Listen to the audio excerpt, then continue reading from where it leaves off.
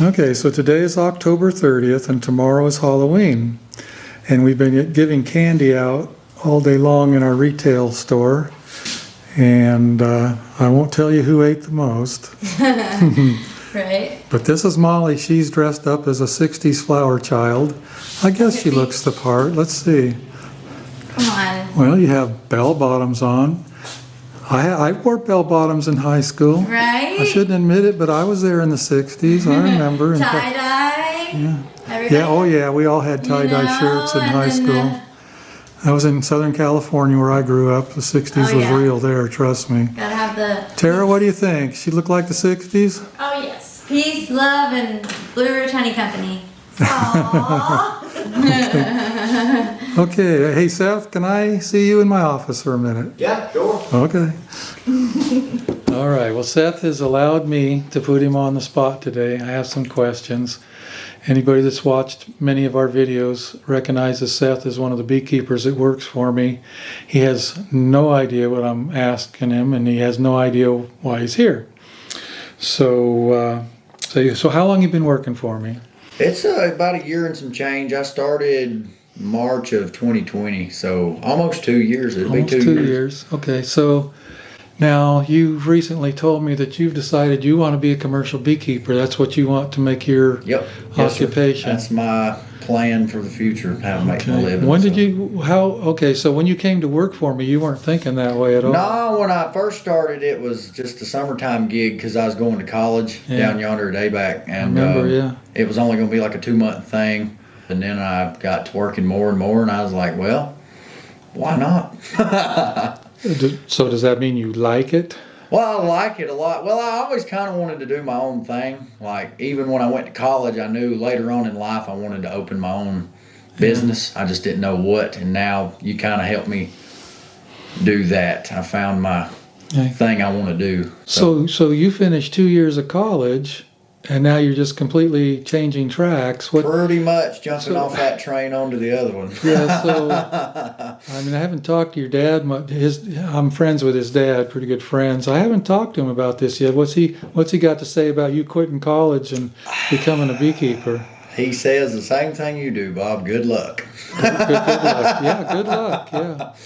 So you've heard me tell many people many times that you need to diversify your income. So you see what's going on here. We sell a lot of honey.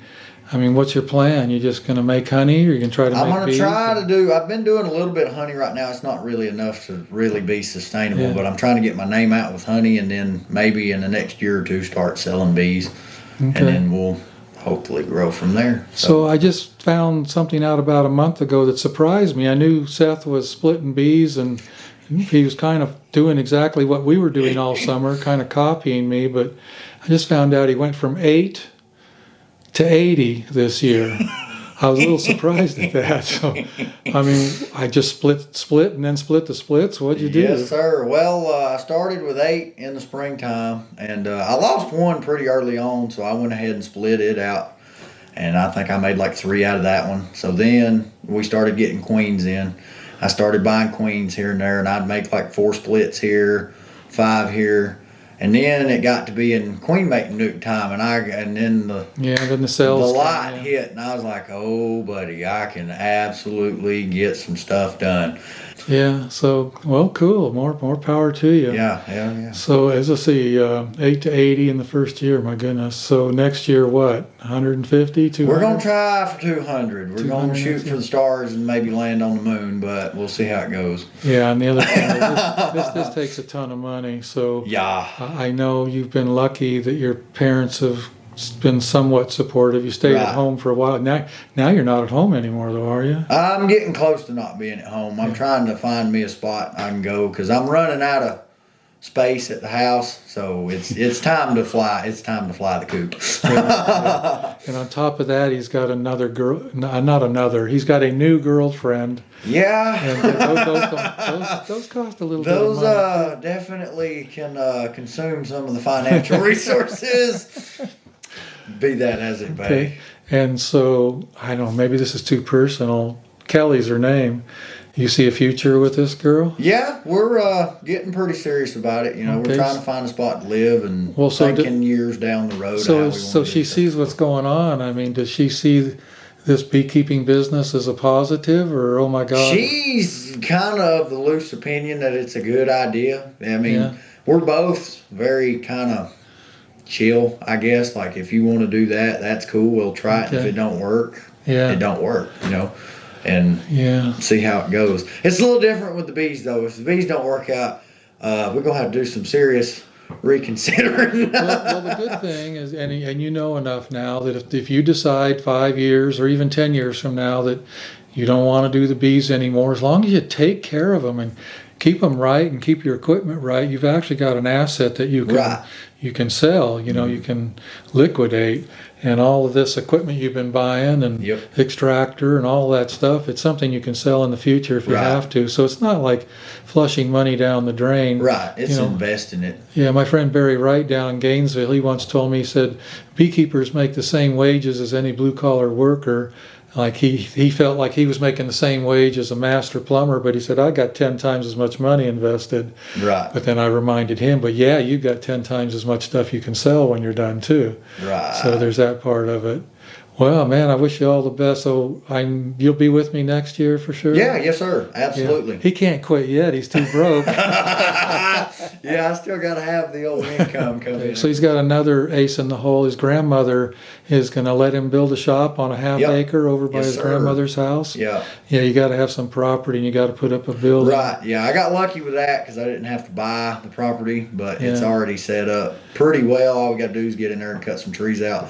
Hopefully this winter, I want to cut some of the big trees out and then go through and clear out and then have somebody come in and grade and maybe pour a slab even in the early in the springtime. Yeah, I went over and looked at it a month or two ago. It's actually not. You were concerned that it was too steep, Right. but what it provides you, like this building here that we're in, this is not level property. One end is Right. one end I is remember. grade, and the other end you can back a truck up to the building. Yep. So you got that over there that you can pull that off. Oh yeah, pull the Yeah. pickup truck down in there. Yeah, so it's doable. That piece of property will work, and then when you get to 10,000 colonies, you can move on and get something bigger.